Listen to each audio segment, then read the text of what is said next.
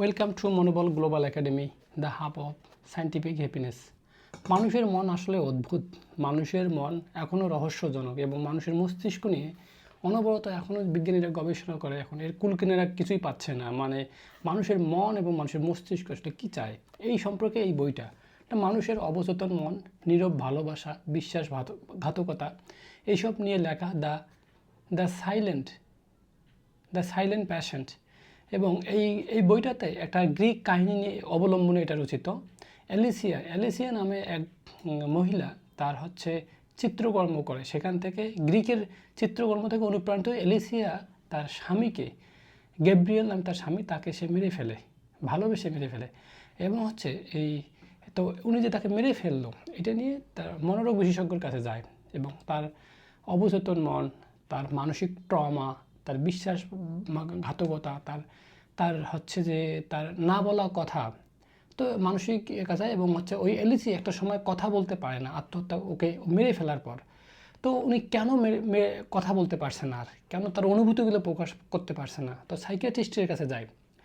তো সাইকিয়াট্রিস্ট তাকে সাইকোঅ্যানালাইসিস করে, তার সাথে কথা বলে, তার সাথে দেখে। তো যে একটা সময় অ্যালিসিয়া এই জিনিসটাকে স্বীকার করে।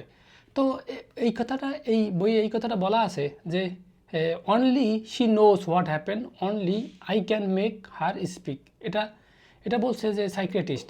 তো উনি বলছে যে মানুষের মন হলো, যত রহস্য থাকুক, যত দুর্বোধ্য থাকুক, যত অজানা থাকুক, মানুষের প্রকৃত যে সত্য জিনিসটা সেটা মানুষ ঢেকে রাখতে পারে না, এটা প্রকাশ পাবেই এবং প্রকাশ পায় কোনো না কোনো সময়। এই থিমটা নিয়ে এই বইটাকে লেখা। এবং মানসিক সাইকোলজিক্যাল একটা মিস্ট্রি, রহস্য। আসলে পুরো জীবন, আসলে আমাদের মানুষের জীবনও কিন্তু রহস্য।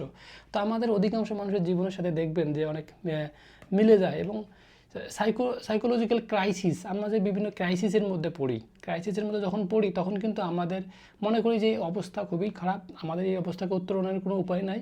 মানে আমাদের রিলেশনে হঠাৎ করে একটা ব্রেকডাউন হয়ে যায়, মানে আমরা বিপর্যয়ের মধ্যে পড়ে যাই যে না, আমাদের স্বাভাবিক একটা অবস্থা ছিল কিন্তু এটা এখন আর নাই। সম্পর্কগুলো বা যে কোনো অর্থনৈতিক মানুষের সাথে লেনদেন বা যে কোনো একটা অবস্থা, তখনও কিন্তু আমরা স্ট্রিক থাকতে পারি না।